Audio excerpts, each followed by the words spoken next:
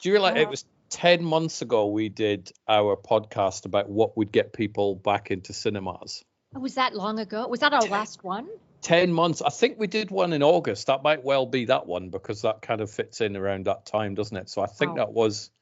We did one about social media. Is it a good thing or a bad thing? So that might have been the last one. Yeah. So, my God, that was that. Wow. It's...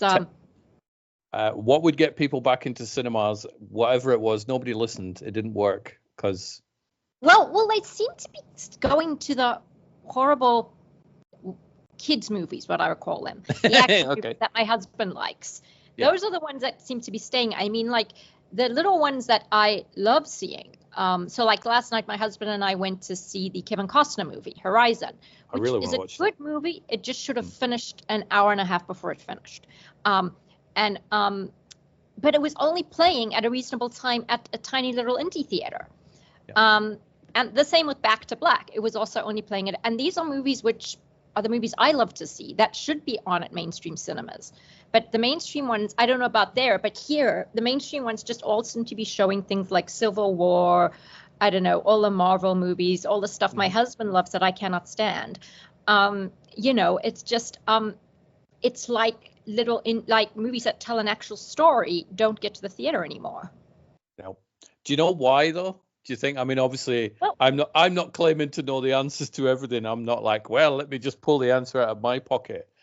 I think the theaters need to jack their game up, and I think that movie production companies need to side with theaters, and we need to start something which basically says that movies cannot be released online for at least a year. That was the way it used to be. And the thing is, if we stood together on this, or even if some companies did it and not all of them did, that basically would get people into theaters because no one wants to wait a year. But if you can wait a month, or like I saw Back to Black was already online, but I chose to see it in the theaters. I chose to see it twice in the theaters. It's like, so people think, well, I can get it like in 2 weeks online. So that's one thing that needs to happen. I think that maybe for a while, maybe theaters need to, basically have special prices just so people get back into the habit of going. Arrange things like, this was something which I put on Facebook about a year ago, I think, before we talked. So I was getting the answers from everyone. I was asking what could bring you back to the theaters. And I think you were one of the people who responded. But there's also like having things like, incentive to go, like maybe having some of the actors show up at a special premiere, or you can win something to meet the actors or something like that. I just think theaters need to start doing this again, and stop, because basically what movies are making off the platforms isn't nearly as enough as what they used to make. And so ultimately it's the platforms who are benefiting and the filmmakers who aren't. So I think it's something that, we need to just stand firm on. But I think the main thing is that just when a movie's released, it's got to have it's got to be out there for a year before anyone can access it. Obviously, you're going to still get the dodgy ones who film it in the cinemas, and they'll be on the black market. And I saw a few DVDs like that where you'd see really bad quality and suddenly these dots and you realize, oh, those are people's heads. I saw those back in the day. I saw a pirated copy of E.T. Oh my God! 7 years before that came out on VHS here in the UK. 7 years. Blasphemy! You can't pirate E.T. It was pirated. Oh my God. Tim Burton's Batman was pirated. No. But I think, obviously technology to pirate films is a lot better than it was in the 80s, where back in the day it was a camcorder, it was 480p, if that. Now you could just sneak an iPhone in and do it that way and blast it onto the internet. But having said that, they also do have security means which are better, which we can work at, which, I mean, I think if you can, I don't know how you'd go about it because I know nothing about technology, but, I think that's, definitely something we should do. I mean, mind you, I don't know if I told you, but I saw that introducing Jodea, John, the director, managed to see that we had been downloaded, I don't know, thousands of times illegally. And I actually took that as a huge compliment. I was like, yay, they watched it. I think it's a compliment until you start looking at how much money you're not going to get from those. And then it's like, so it can be a compliment, but also a slap in the face as well. I think it works both ways, doesn't it? But exactly. Yeah. Absolutely. I've done some lists of things. The studios are killing cinemas. Yes. I said that to somebody, I think a couple of weeks ago, and they just like laughed at me. I'm like, really? Because this has happened before. I remember it because I used to have a video store, which I closed down in 2003. That's right. You told me, when DVD came out, the studios were actively trying to kill video stores with exactly the same methods that they're doing now to cinemas. They're shortening the release windows. They're making it easier for the public to just not go anywhere to watch a film. This all started, Universal started with Gladiator, where they'd, you know, I need to go to the whole details of that, but that was the first one. Then Warner Brothers jumped on board with films like Training Day, and there was a few others, like a little cluster of films. The Time Machine was another one, and it worked. Video stores went away, and when I say this to people that the studios are trying to kill cinemas, they're like, no, they're not. They make loads of money. It's like, yes, but if there were that's not true. If there were less cinemas, if there were no cinemas or less cinemas, the studios would make more money. Yes. They wouldn't have to let the cinemas have 10% or 20% or whatever small amount they have. And it's exactly the same model that they're doing. So A Quiet Place, day one, came out just before the weekend. Yes.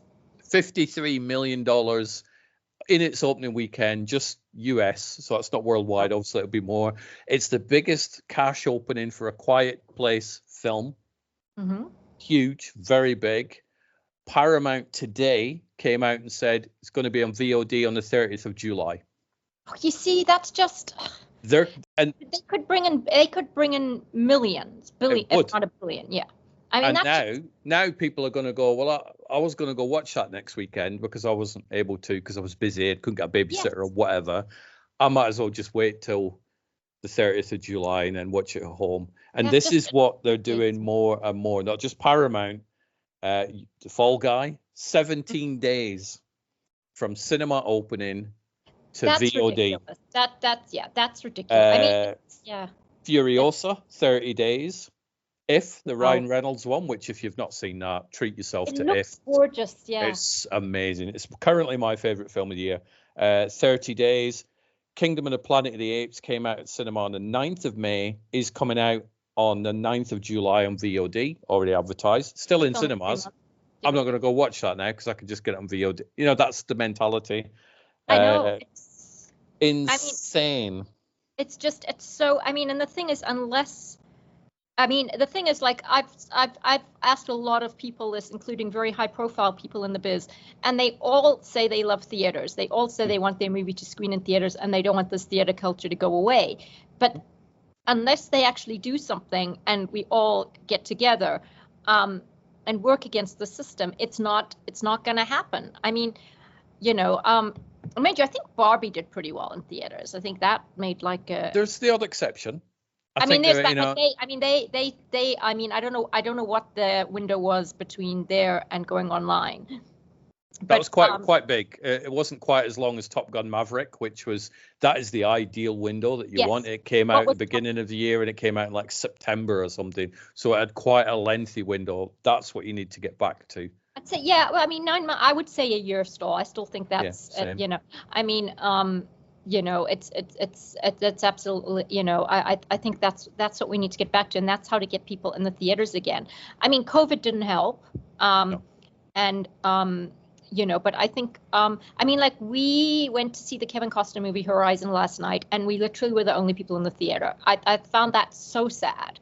And, you know, and I said to my husband, I said, I'm glad we're supporting little indie theaters, but, you know, who knows how much longer they're going to be there.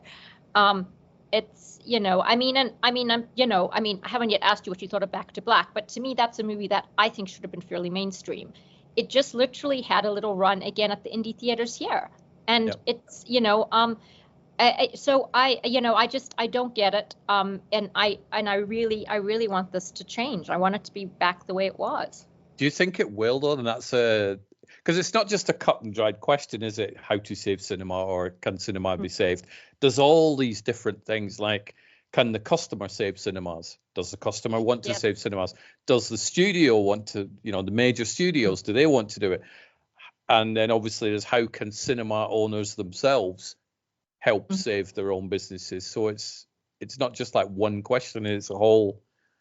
Yes, no, I know, I agree with you 100%. Look, I'm a perpetual optimist, so I say yes, it can be done. I think I would like to think that studios will start doing it eventually, but that's my own personal belief, that hopefully this is just a phase.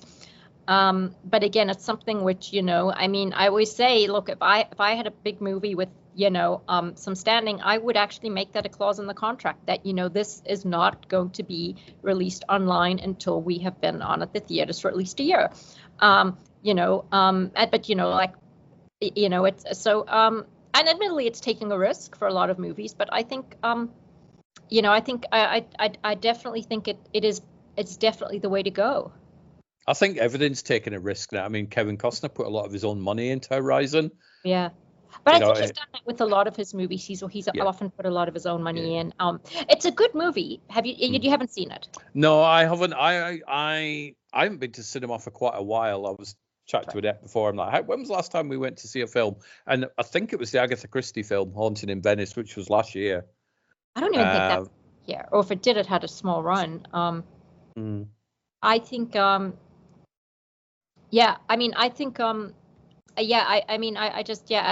the Kevin Costner movie was great. I personally preferred it to Dances with Wolves because it had more stronger female roles.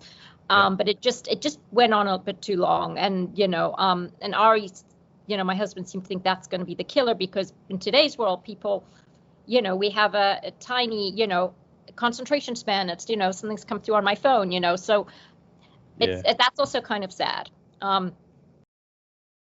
The main reason I don't go to the cinema as much as you, I love movie theaters. I love the whole cinema experience, but I think this the majority of the people I seem to experience, it might just be bad luck, just have no manners. Oh, I will sit there. So use Horizon as an example. I'll sit there and I'll go, right, go on, Kevin, show me your latest thing, and I'll be there. And then somebody's phone will go off, and I'll be like, what's going? Or people will be talking loud. I'm like, and they've ruined my first viewing of something that I've paid money for to watch, and that I really want to watch. And I don't have that problem at home. I put my phone on silent. It's not even in the same room as me.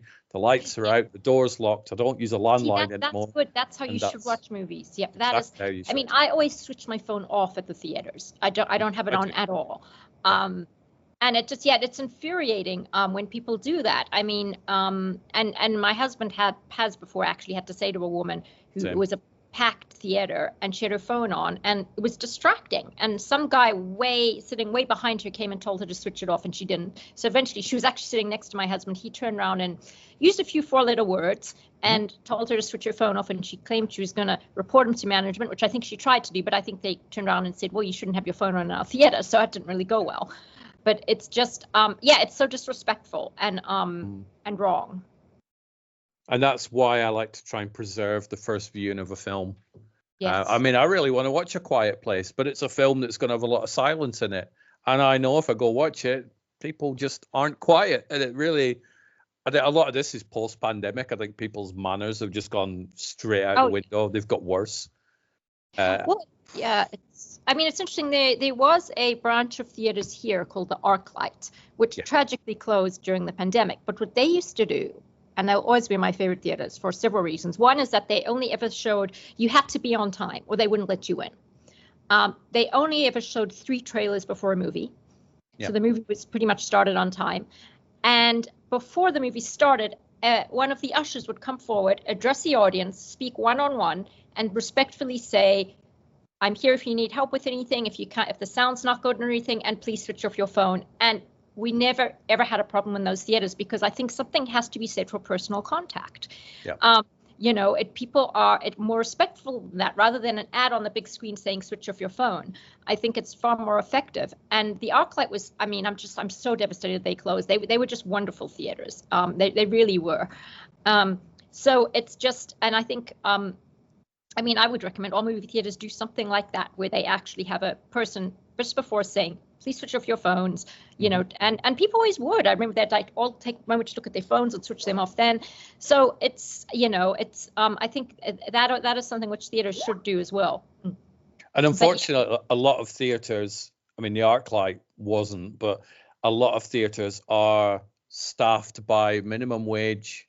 Yes. Late teenagers, early 20s, people that are just there to get money so they can fill their car up with gas or whatever it is. So they don't want to be wading in and having an argument with some lunatic who won't switch his phone off. And I get why they don't want to intervene. Yeah. But again, that's the problem, isn't it? Yeah. But again, that also comes down to the theater and who they employ. And they've got to make it clear they have the customers back. And that, if someone is being disruptive and they've specifically said, don't talk, don't text, then the theater has to be the one to come and back their staff member and say, okay, security will escort this person out, so that comes back to them. But yeah, it's awful. Yeah. I mean, it's really, it's infuriating when you get people who just have no respect for movies. And I seem to have this bad luck that every screening I go into, there's always somebody there just to be super annoying, and it has put me off. I don't going as much as. But let's use Horizon as an example. So Horizon is a 3-hour movie, I believe, because it's Kevin Costner. He can't do anything short. He can't do anything less. He can't do anything that's less than 3 hours. So you've got that. You've got the trailers. You've got the adverts. Yep. You've got the traveling time to get to the theater, queue up, get your tickets. If you've already bought your tickets, it's fine. Get your concessions if you're getting those. You're talking about 5.5 hours or 5 hours out of your afternoon or day to go see Horizon.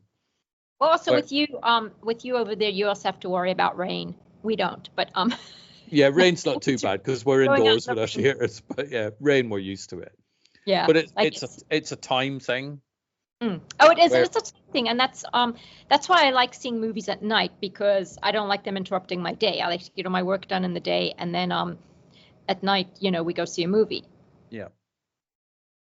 Yeah. But it's so I kind of, people who say I don't go to the theater for X, Y, Z, I kind of get a lot of the reasons. Sure. I'm in a Facebook group. I don't know whether I joined it or whether they just put me in there, and there's an independent cinema over here called the Bromley Picture House, which is down near London or whatever, in a town called Bromley. Not too familiar with it, and their cinema is going to be closing. Oh, I'd hate hearing things like that. All these people, it's a really old building as well, from what I'm led to believe, but a lot of these people in the groups, and I even mentioned that we were going to be doing this podcast, as if anybody's got any comments or anything they want to say, do it. And I posted this about 12 hours ago. Nobody said anything. So I'm like, really? Wow. You do realize that podcasts go global? But nobody said anything. So that is just so sad.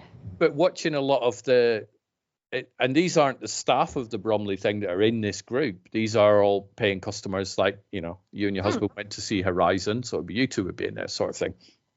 And they're all, how can we save it? How can we save it? How can we save it? And it's like, shouldn't really, they were coming up with the weirdest suggestions, like, well, if we were all going to go in the next 2 weeks, why don't we all go on Friday instead? Well, that's not going to save it. No, that's not exactly. Yeah. Busy on Friday, dead for the next 2 weeks. That's so it just breaks my heart. That I think with independent cinemas, they need to change. Like you've said, to have Q&As, hold little film festivals in there. Yes. Have comedy nights, because it's an auditorium. Yes. And have especially here in California, have events where the actors can come or the director can come and talk in person, not online.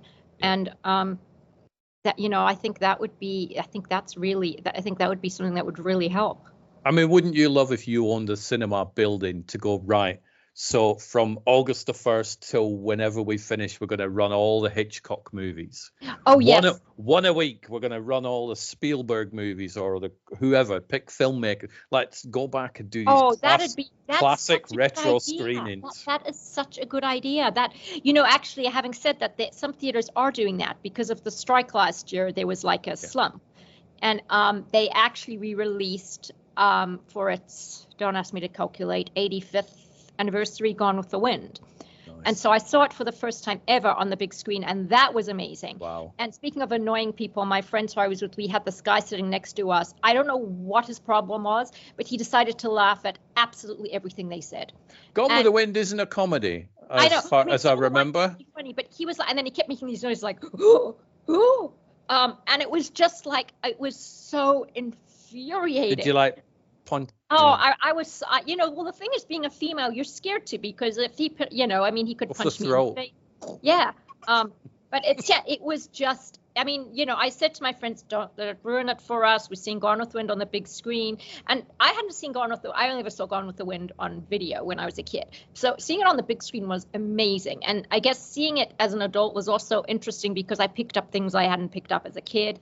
And I mean, it's a masterpiece. It is an absolute masterpiece. And just infuriated me that this person, I don't know what his deal was. I don't know whether he was drunk or what, but it was just like, don't go to the movie theaters. No. If you want to have fun, go to a party.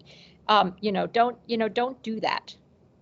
And if you are going to be a pain in the neck, go sit in a corner where nobody else is and you want to laugh to yourself, whatever. I don't care. But just sit next to other people and be a dick. Yes, exactly. Yeah. It's crazy annoying. But retrospective screenings, I remember a few years ago, I went to a screening of Jaws. I had Jaws on Blu-ray. I had it. I've seen it hundreds of times. But I'm like, Jaws on a big screen, go watch it. Jurassic Park, I've seen. I mean, I saw it when it came out. But these sort of old classic-y screenings, I think the independent cinemas could do those. They really absolutely. could. That's a really good idea. In fact, as soon as we hang up, I'm actually going to email my friend who owns the Laemmle and tell him that, because I would hate to see them close. I mean, I think because look, I am an old movie freak. I love all the old movies. I think were the classics, and I would I would definitely be paying money to go see some of those old black and white films like Sunset Boulevard, any Hitchcock movie. I just it's I think that's definitely there's a market. There definitely is a market. Put All About Eve on, and then I can finally watch it. Then I've still not seen it. I would love to see that. Yeah, I've never seen it. I've seen bits of it, but I think that was Marilyn Monroe's first hit. She had a very small role in that. Yep. And I think if you show, like, for example, all the old Hitchcock films or Sidney Lumet films or these real classic-y ones, I don't think you'd get too many. I mean, you got one in Gone with the Wind, but you wouldn't get too many idiots, I would hope. Sure. Sure. I think it's although it's I know exactly. I mean, I'd like to think not. I mean, I don't know what this guy was doing there. I don't know whether he was with his girlfriend. I don't know whether she wanted to see it. She seemed to be having a good time as well with him. She didn't seem to be stopping him. So it just it's a 4-hour movie as well, so that would make the pain even longer for you being I know. And they actually had intermission. But it was it was just it's a classic. I would pay to see I would pay. I mean, I have a bunch of friends who love old movies, and if like they had it, we would. I can actually see us doing that if the independent theaters did that every week. Go see a different classic. What would you love to see? Is there a film director or an actor's filmography that you would love to see? Be like, that. Oh God, so many. I mean, there's so many of the old ones that I'd love to see.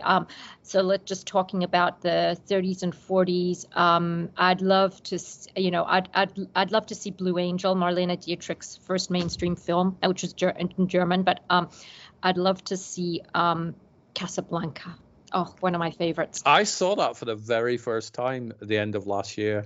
Oh, really? I'd never seen it. I'd never avoided it, but it was just like, I've never seen Casablanca. Great film. It's brilliant. It deserves its classic status. My favorite movie of all time, which My Fair Lady, I would see that on the big screen, even though I know it off by heart. There's so many that I just, that I just think, should really only be watched on a big screen. Yeah. And I think cinema, certainly the independent ones, which are different from the conglomerate-owned chains, they can worry about themselves, but the independent ones, they do need to adapt to not just sit and wait for what the studio can give them. They need to go, right, how can we, because at the end of the day they own their building. How can we can either allow the studios to kill us, which I really do think they are with a lot of the things I've seen and the way they're behaving, the studios, or they can just go, right, well, we own the space. We need to turn it into other things, as well as the cinema. Obviously, don't not show films, but just show different types of films. The film festivals are a great idea for it. There's one that I cover usually every year called Grimfest here in the UK. And what they do is they just rent out a screen for like 4 days. They have a little stall outside, and everybody goes in and watches a film, and they come out and they go get the concessions in the cinema, go back in and watch a different film. For 4 days, they're in and out, and the film festival obviously does well. So does the cinema. Yes, and that's a great idea. And yeah, I think that's a wonderful idea, and I think the old movies definitely a great idea.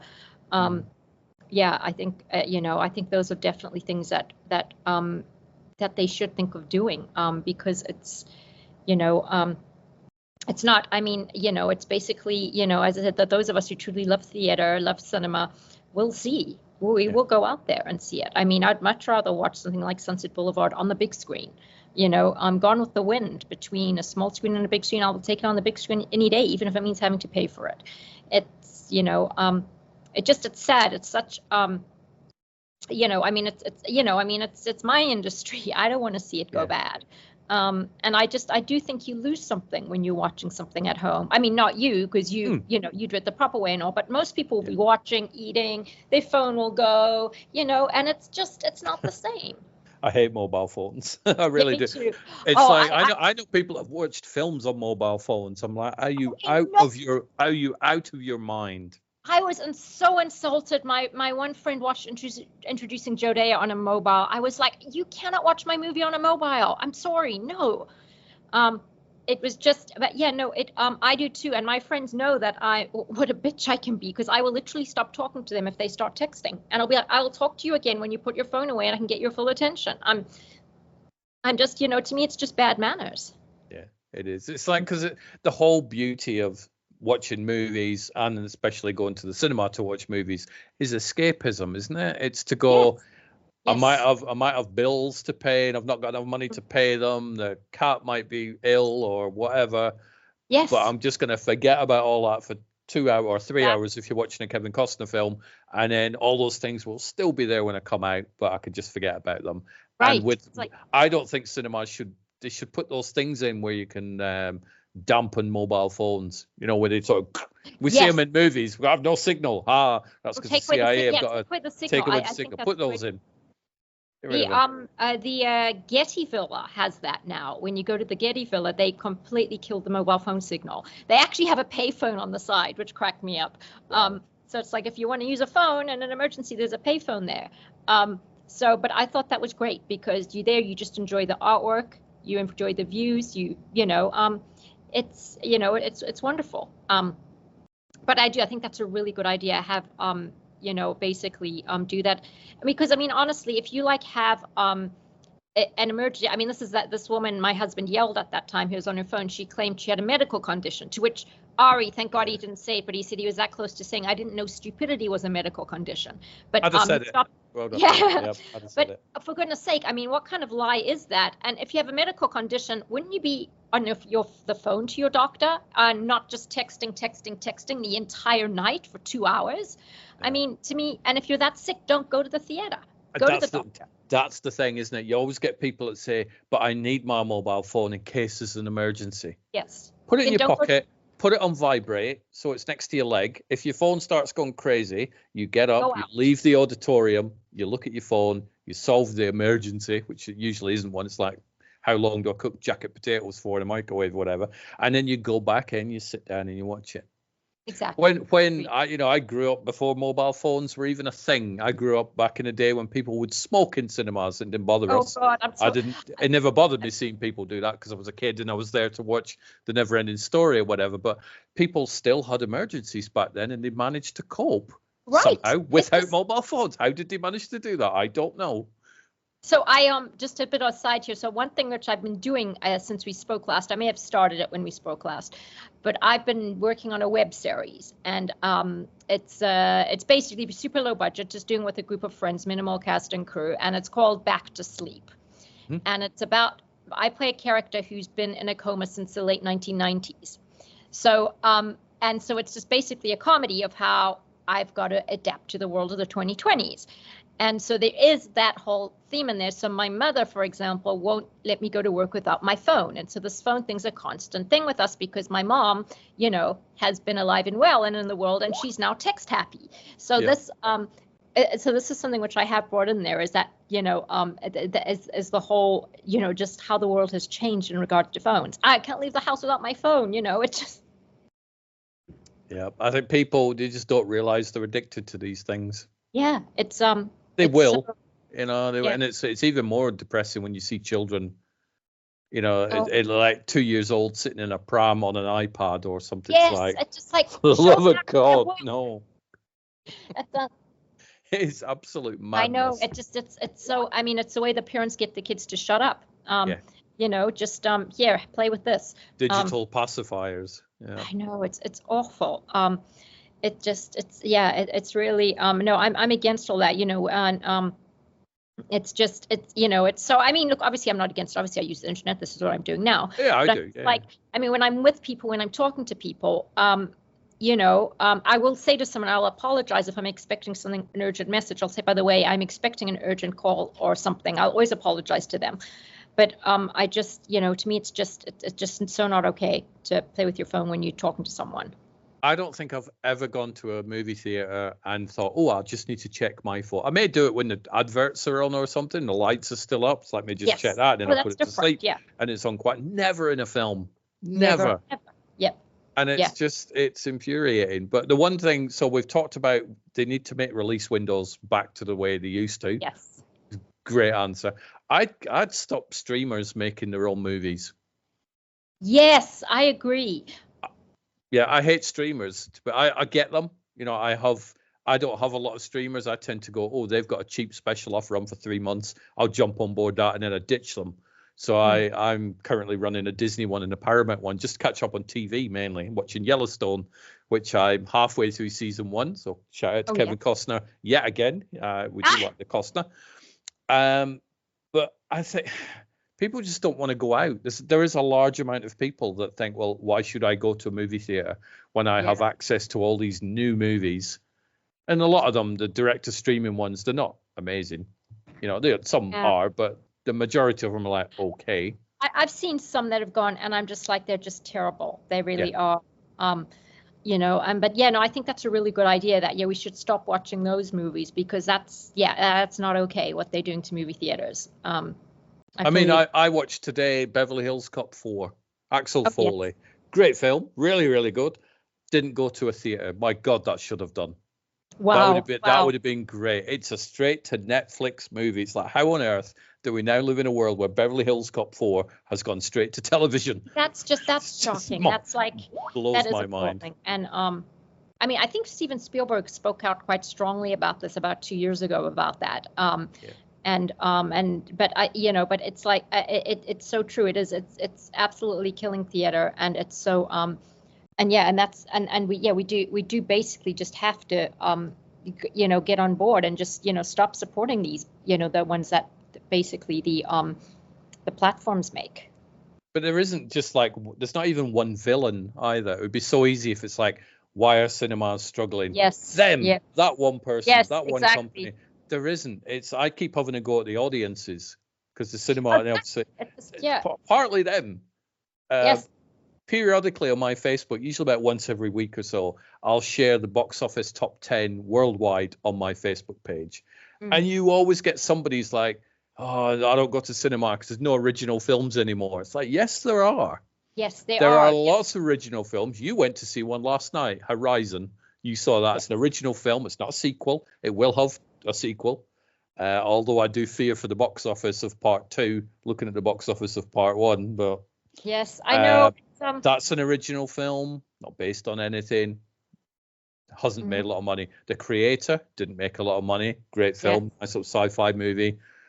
Nobody went to see it. You look at the top 10, the majority of them are sequels, remakes, and reboots. Yes. People go, I want original films. Well, do you go and watch them? Well, no, I want to go watch John Wick 4, which is great, by the way, but it's a sequel. I didn't like John Wick 1. I was made to watch it with my husband and his friends, and I wanted to put a bullet through my head. No offense to the filmmakers if they're listening to this, but it's not my kind of film. Oh, no, but it's great. So there are original films. People don't go watch them. Usually I'll also post on Facebook what film I've watched. It's like today I watched Back to Black. Yes. Somebody always says, where's that streaming? That's yeah, I hate always that. the go-to question. Firstly, go look for yourself, you lazy kids. Exactly. I'm not doing your work for you. I know I watched it. I know where I watched it. Go look for yourself.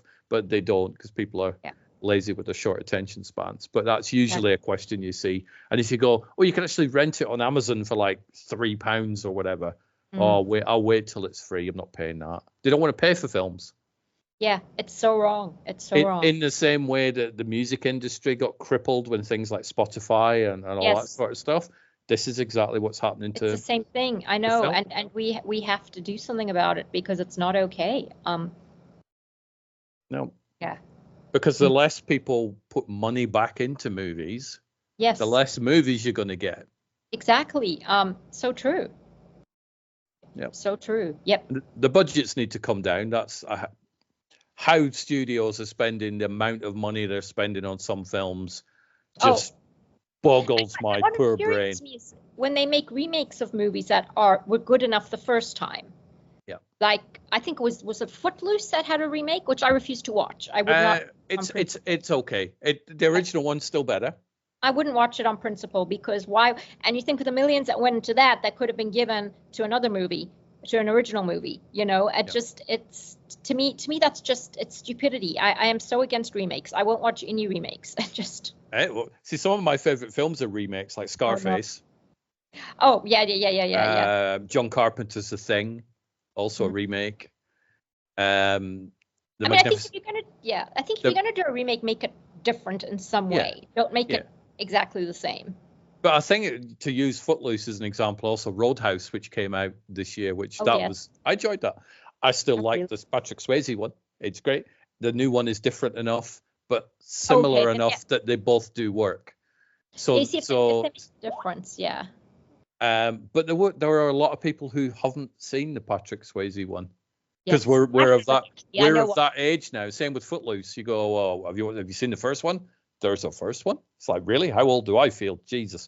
But there are people who haven't seen the older ones, which is crazy. But then they go back and they watch the original one as well, just to compare. Somebody else to compare everything nowadays. Absolutely, yeah. But I think for cinemas to save themselves, I think they need to learn to adapt and do new things like we talked about the film festivals, the alternate, the screening seasons, comedy nights or whatever it is. But, put an advert out around your local thing. Any local filmmakers, tell you what, there's one night every month where we'll let you show your short films and everybody can sit down and go, oh, look, that's great. And they invite all their friends and then they invite all your friends, one screen, really everybody, you could do all of that. So they need to learn to adapt. The studios need to knock this on the head where it's like, 25 days or whatever, and we're going to put it on VOD. Because with VOD comes piracy. Yeah. Oh, God, yeah, absolutely. And once you're on the torrent sites, you're dead in the water. It's like... Exactly. Madness. I don't know. The customers just need to do less streaming and go watch. Go out and be social with all these horrible people. Can't get off the phones.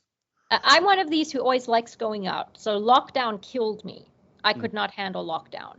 I have to go out. So I'm always someone who would normally always choose to go to a movie theater rather than sit at home. It's just my thing.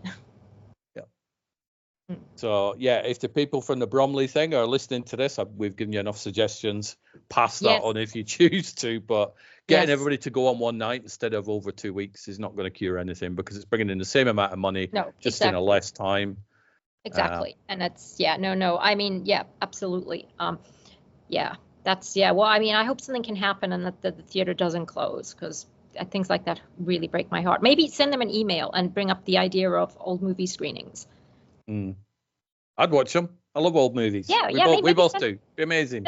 Send them an email. I mean, I seriously would. I love old classic Hollywood. Hire me. Give me a month. Give me a month at running your cinema, and I will turn it around. I love a challenge. Give me a challenge. I need more challenges in my life. We've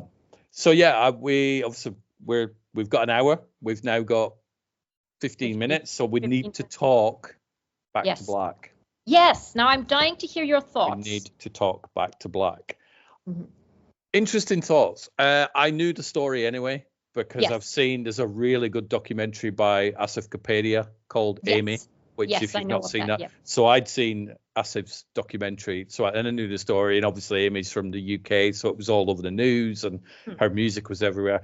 I'm not a huge fan of Amy's music. I wasn't, when she was making the music. I can appreciate it, but I didn't run out and buy CDs. I'm like, let me put the new one on. So that's fine. But you don't need to be to enjoy a film. No, I wasn't either. Or a documentary. I was surprised watching the movie about how she was definitely not somebody I would like to have hung around with. Straight from the beginning of the movie, she was hard work. I'll say right from the beginning. Whereas I was always under the impression that it's like she rose, she got a career, and then she hit the skids, and then it all collapsed. That sort of, which is generally what happens in biopics like the Whitney Houston one and so on. Yes. That was very different because right from the beginning, she's like, oh yeah, she was. I would have fired you in a heart. When she goes into the record company, I'm not doing that. I'm not doing this. I remember saying to Annette, I'm like, I'd have thrown her out right there. Tear this contract up. You're done. Get out of it. You're hard work. Go away. I've forgotten the name of the lead actress, but she was amazing. She was phenomenal. I mean, you thought you were watching Amy Winehouse. But that was her singing as well, wasn't it? Which is amazing. I mean, it's insane. You're like, it's impressive. I mean, see, I loved the movie. It blew me away. I watched it the first time, and then I went and I read up all about her, and then I watched it a second time, both times in the theater, and I loved it even more the second time.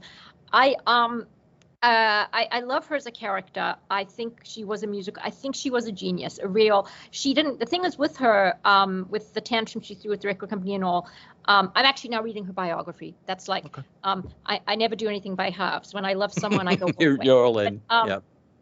But one thing with her was she never actually wanted to be famous. You look at a lot of singers and they 2/3 want to be famous, 1/3 talent. Amy Winehouse was full talent the whole way. And so that was why she didn't care so much. She was like, and so I'm just reading how she, I mean, this obviously doesn't come across in the film, but she basically, from the first phone call a record company gave her, she kept them waiting a year before she would sign with them because she was so adamant that they weren't going to, Spice Girl her songs. Yeah. And I respect that. I respect that a lot. However, most of the critics that have criticized the film have said, that it whitewashed her to an extent. And reading her biography now, there was so much shit that she did. Sorry, I'm allowed to continue. Yeah. Whitewashed her in what sense? Because the film I saw, they made her way more angelic than she was. Like I'm reading the biography. I must have watched a different film then, because I didn't think for one second she was angelic. Well, in real life, she did things like, I mean, she was giving one show and she everyone's bought their tickets and everything. She leaves halfway through one of the songs because she's about to throw up. She wouldn't show up to concerts, but she'd been spotted at the bar a few hours earlier.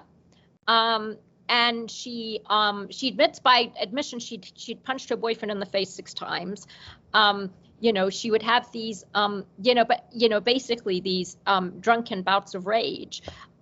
But I think I think they could have put a lot more of that in there. It would have made a better movie. I mean, I still think the movie was amazing. But I think that, and apparently, I haven't got this part of the biography yet, but on one occasion she was actually arrested. I think that also would have been great to bring in there because I think they did a great job of showing her human side, and I don't think any of that would have detracted from it. I think people still would have empathized. So, I thought it was a phenomenal movie. But then, as I explained to people who've been critical, I'm like, it's a biopic. You've got 2 odd hours, unless you're Kevin Costner, to put everything in. So you kind of have to leave out stuff. It's just the way it works. So, as I said, it's like I love biopics. I love the one on Queen. I love the Johnny Cash one. But this is like the first biopic I've seen that I actually wanted to go right out and see again. Yeah. I thought her performance was phenomenal. I thought she was just utterly flawless. She was brilliant. And it really annoys the hell out of me that it didn't get a wider release. It really, I saw one trailer for it, and then my husband said to me, "Oh, by the way, Back to Black is going to be off at the theaters next week. If you want to see it there, we better go this week." And I was like, "Oh my God." So, which it's shocking. I really find that bad. It should have had a much wider release than that. I've since I'm now addicted to her music. I love her songs. I think she was, as I said, I think she was a musical genius. She wrote everything. She had a voice that, when you hear her sing, you realize nobody else can really sing compared to Amy Winehouse. She had a voice. So, and it was just she was a very tragic figure. I think, and it surprised me that she was very tragic from the beginning as well, which is not necessarily like, oh, this is not the film I thought. It was a different film than I thought I was going to get. Not, I didn't dislike it for any of those reasons. I like it when a film throws me off and I'm not like, oh, I know exactly what I'm going to get. I've seen the documentary, therefore this is just going to be a play-by-play of that. It wasn't. No, it's like, well, she was also, what I think was bizarre, and they give a direct quote from her in her biography, which she said, after her first CD came out, she said, I need to go away and live and have some bad things happen to me so I can write good songs. I'm kind of like, who the hell thinks that way, that they want bad things to happen to them so they can make good music? It's like, in a way, she was kind of like almost a danger to herself. It was almost like she wanted. She was very self-destructive. The film gives the impression she was very self-destructive. Yes. Right. Whether she's chatting somebody up in a bar and the girlfriend's there and she's like, I don't care, I'm going to chat this guy up anyway. There's all that sort of stuff. It's as if she wanted to get punched in the face for some reason, going, you know what, come at me, life, and just do whatever. And then I can write a great song about it. Yeah.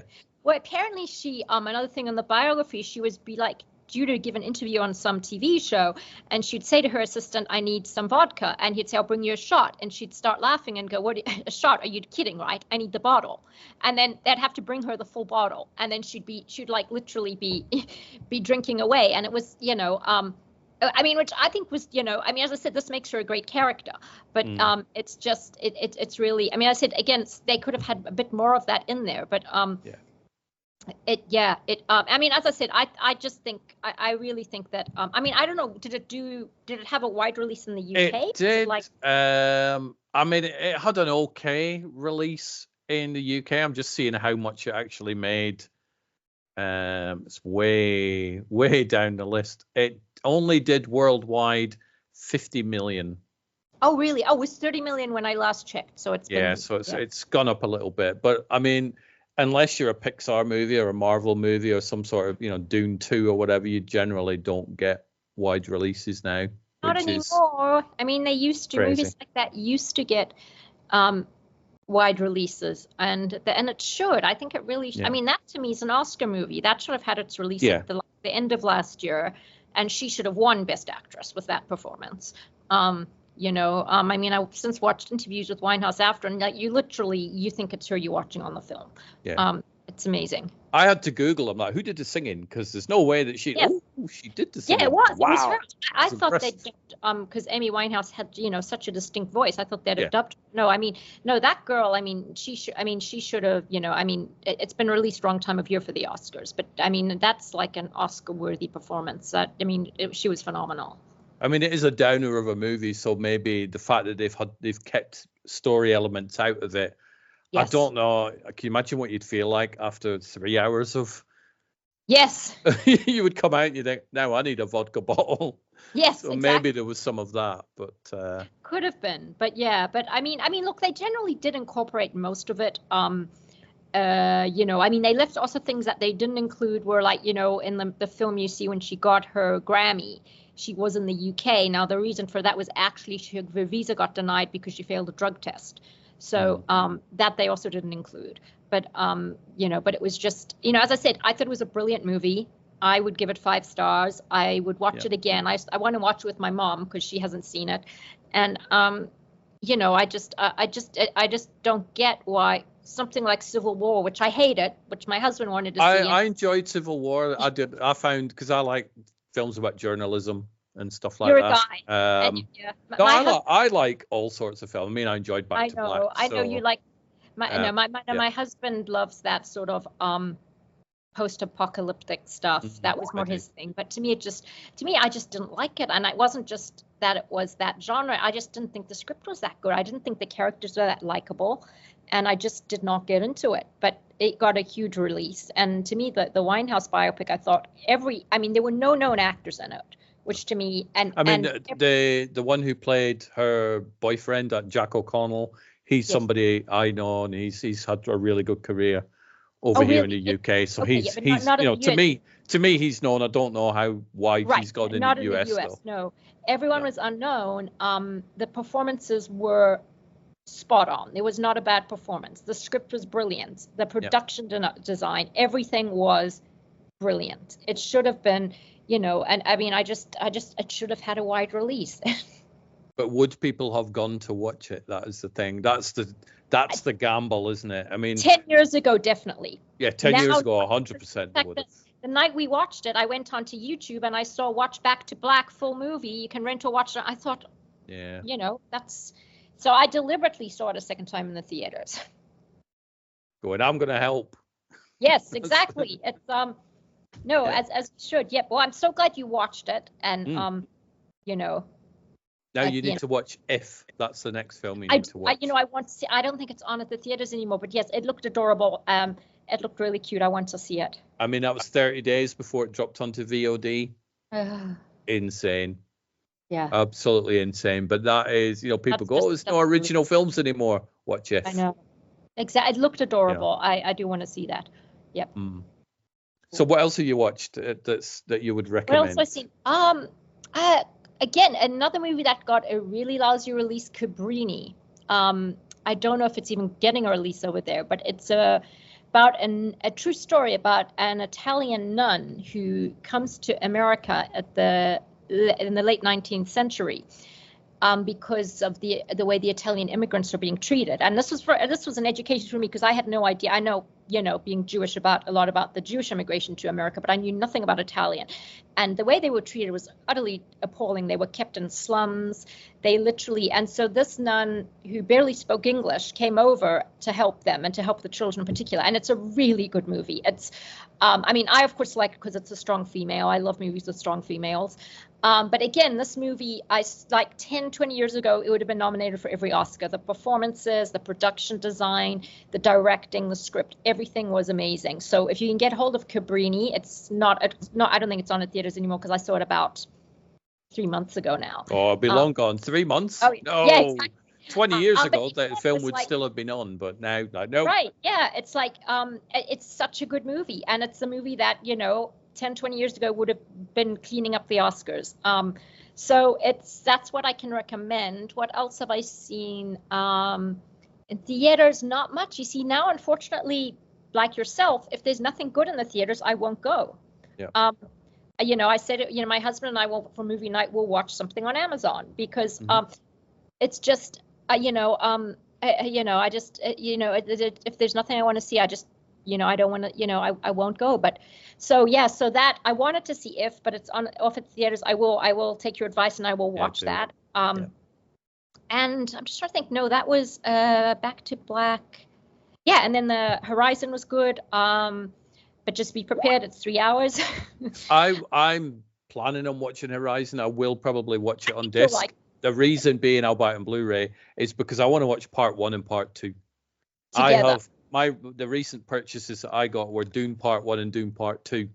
Yeah. I've had this for about 2 years, never watched it because I wanted to watch it back to black with Dune Part 2. So I'm still a huge physical media fan for the most. Yes. Because, they're 3 hours each. And Horizon, I'll do the same as well. I picked up the DVD. This is like sponsored by Kevin Costner, this episode. I picked up the film Open Range, the Kevin Costner one with him and Robert Duvall, because I've not seen that for years. And I went out today and I picked up the DVD for it. I'm like, I'm going to rewatch that one. So I'm a big physical media fan still. And obviously the studios and stuff are trying to get the claws in and get that out of the way. Yes. So everything can be streaming. But I much rather own films than. I totally get that. Except with me, streaming is better because I don't know what I do to DVDs. I literally scratch them with them. Stop scratching them then. I know. I try not to. If you don't want to scratch them, don't scratch. Don't do this to them. That's bad. Don't do this So, on a carpet either. but I know what you mean. It's good to have your own physical copies. I love that. And with my own films, I always make sure I've got a physical copy with the, it's definitely better. But Cabrini I would recommend. I think it was a really brilliant film. And again, I just don't get the non-wide release thing. Would fully recommend.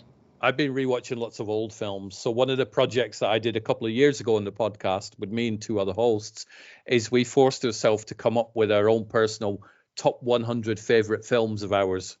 So we each did the list. I got to my 100 and then I decided I need to make it bigger. So it's now a 200. So I have a list of my top 200 favorite films ever. I've then been going out making sure that I've got them all in physical media. Yes. I think I've got about 185 of them, 190. I'm not too far off completing them. And they're all at the top of the stairs on a shelf in chronological order. Oh, you see, I like that. Whenever I walk up the stairs to come upstairs at night, I see this shelf and I'm like, ooh, I haven't seen 12 Angry Men or The Great Escape or Whistle Down the Wind or something for ages. And so I've been rewatching a lot of these films. I love that. That's wonderful. I'll send you the list of my top 200 and you can look at it. And oh yes, do. And I'll top 200. It's not easy. It's not easy coming up with that list, I'll tell you. But there's some real. The oldest film I have on there is Wizard of Oz. Just saying, that's the first. Oh really? That's the earliest one that I have at the minute. But not Gone with the Wind, because that's old. Gone with the Wind. I haven't seen Gone with the Wind for 20 years. I really haven't. And maybe I'll rewatch it and then it'll have to go in. So the list will probably change periodically. But and the newest film I have on there is from 2015 and it's Steve Jobs, the Michael Fassbender one. I love that. That's the newest one. I heard it was really good. Yep. It is excellent movie. So but I will send you that list so you can ridicule some of my choices. Why is that on there? I will. Absolutely. So what are you up to for the rest of your day? I know it's 4th of July tomorrow. I have an audition, which my manager just messaged me just before the call about. So I've just got to check that and get that done today. Mm-hmm. And so we're going with friends tomorrow. They have the Pacific Palisades Parade. Sorry, that's actually my alarm, not my phone ringing. It's just reminding me to go get the laundry because I got to do that now. They have a beautiful parade in Pacific Palisades, and it's like small town America, and like it's just wonderful. And the night we go to the fireworks at the high school there. So it's a very patriotic day. I don't know if you saw my post, but if it might appeal to you. It's a picture of Prince Charles saying "Happy Treason Day, peasants." King Charles, sorry. Yeah. So I got my husband a shirt like that. So he wore it last 4th of July, but nobody seemed to notice. But I just think I thought that was pretty funny. And if it doesn't offend you being from the UK, then that's all the better. It does not offend me at all. We've got a general election here in the UK tomorrow, so fingers crossed we get to oust our current Prime Minister. Good riddance. Put in a new one. So we were celebrating as well if he loses his job. So that's quite nice. I have to say I am completely ignorant on the politics there, so I'm not even going to comment. You've got enough politics going on in the US, so it's fine. Yep. I totally understand. Yeah, absolutely. Oh, good, Stuart. So nice to talk to you, and we've got to do this more often. Yes, let's not leave it 10 months till the next one. Exactly. I mean, I think every time one of us sees a good movie, either online or at the movie theaters, we should have a session. Yeah, definitely. But happy 4th of July for tomorrow. Thank you. Happy Citizen Day. And good luck with the audition as well. Thank you so much. Okay. Take care. Bye.